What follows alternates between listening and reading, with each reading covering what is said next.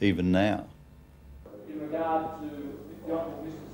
Ken Smith is an upper house Liberal MP in Victoria. As chairman of the Parliament's Crime Prevention Committee, he headed a year-long inquiry into sexual abuse. The committee's report late last year was scathing about the Catholic Church. I think it's been appalling. We heard story after story about priests who had been moved around from parish to parish within 20 or 30 miles, 50 miles, but just to get them out of the local area, and they just continue to offend against people. And it brings up multitudes of victims just throughout a community. The report found that cases of alleged abuse within the church were never reported to the appropriate authorities, that just about everybody else is notified before the police. The offences were allowed to continue, while the offender was apparently protected by the church. The committee found that the church often conducted its own investigation, contaminating evidence and warning suspects. Do you think the church is deliberately contaminating evidence? Well, just by talking, well, number one, by not reporting it to the police and by talking to the priest. They're doing the wrong thing. By talking to the priest and allowing him to get an alibi together, allowing him to be moved, allowing him to think up some excuses as to why it may have occurred. They are getting in, they're changing things, they're changing the way that it should work. Would you go so far as to say that there have been conspiracies to pervert the course of justice in some cases? I'd say yes, definitely, because what they're not allowing is a criminal offence to be reported to the police.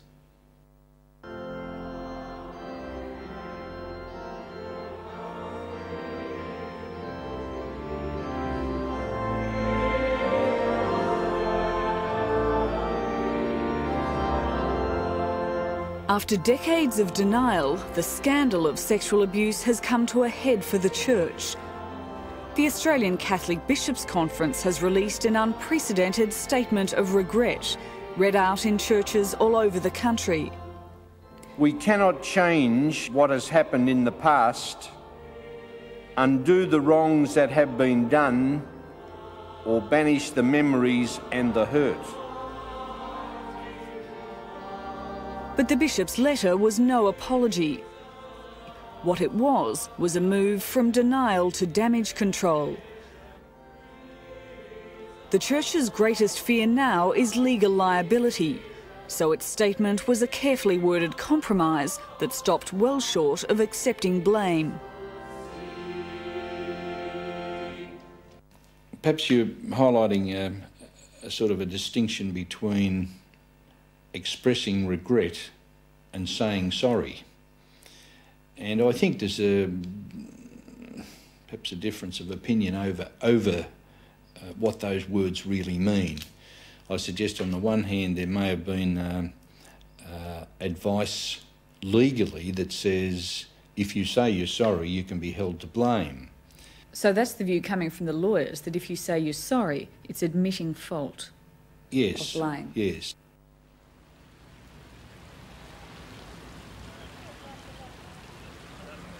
Monsignor Gerald Cudmore is second in charge to the Archbishop of Melbourne and heads up a pastoral response team set up to provide services like counselling and mediation for victims.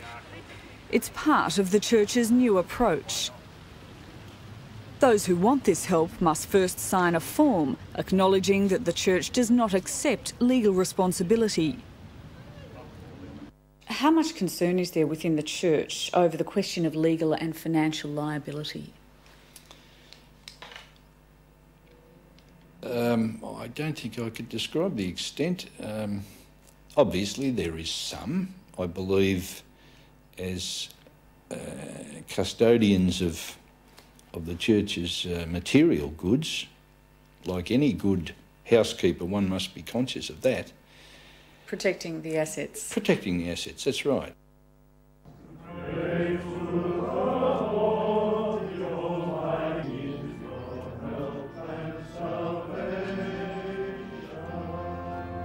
Protecting the assets has always been a priority of the Catholic Church.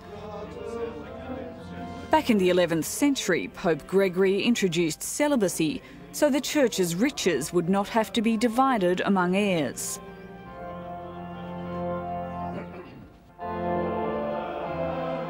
For Australia's bishops, there's much at stake. In the United States, payouts to victims of sexual abuse have cost the church more than $500 million. How much could this cost the church? No idea. But it could be easily tens of millions of dollars, couldn't it? Someday it could be. What would that mean for the church? Well, there's a popular perception that, the church has all that money stashed away in the bank. It doesn't. It has very little in the way of liquid assets. It has property, but property that's being used, property on which you find churches, schools, hospitals. So it's not easy to say, yes, let's close all those down. I mean, which churches, which schools, which hospitals do we close down? Is that what you might be looking at? Closing Could down be. churches? Well, the only other alternative is to turn to the Catholic people and ask them to contribute all that money. I'd hate to have to do that because they have not offended.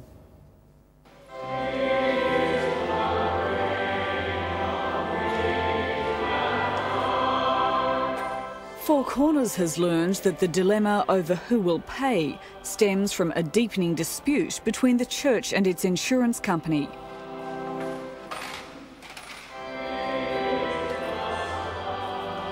Five years ago, the church took out a special insurance policy to cover claims for damages by victims of sex abuse. There was to be $5 million available for payouts, but the insurer cancelled the policy last year.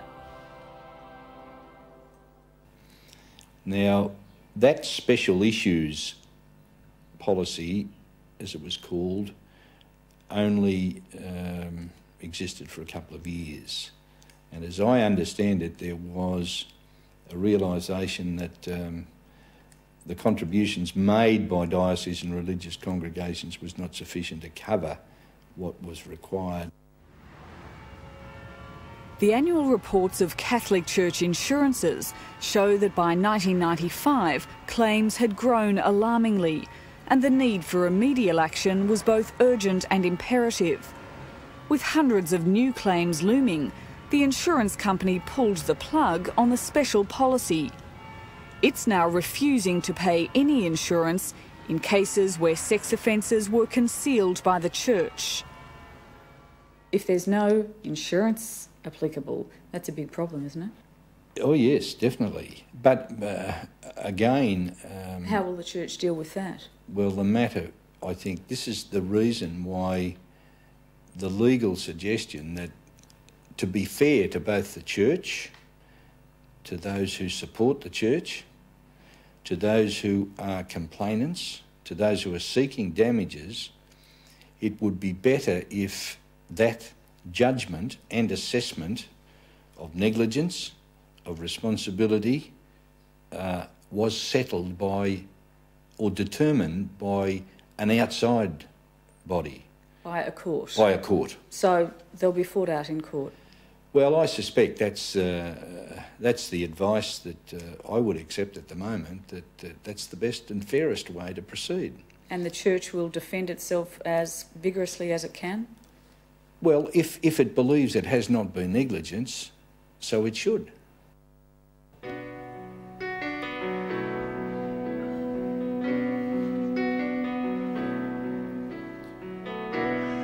Holy, holy, Lord, you're worthy, and I'm honored to sing your praise. Claude Di Stefano is one of dozens of victims who's now up against the church's determination to fight it out in court. Claude was an altar boy, 11 years of age, when he was repeatedly sexually assaulted by a local priest, Father Michael Glennon. I was made to grab his penis and masturbate him whilst I was in the same vehicle as my friends. And I remember him ejaculating, and he then cleaned himself up, or he got up and he went to the toilet, I think it was. And when he went to the toilet, it was I just put my head down in shame, and I remember at that moment feeling like my life was just that was it for me as far as my life. I didn't exist with feelings anymore. Speak to our hearts, Lord. Touch us again this morning, so we'll never be the same again. Like most victims, Claude thought he was the only one. He kept the assaults a secret for 20 years. Now is the time that we want to live for you, Lord. Quite often my days were spent thinking about ending my life. How? I don't know how. But knowing that my life now was not worth living because of the people. If people knew what had happened, they would blame me. I'm the responsible one. It was only years later that Claude realised he wasn't alone. Father Michael Glennon has since been charged and twice convicted of repeated sexual assaults against children. He's serving 9 years in jail.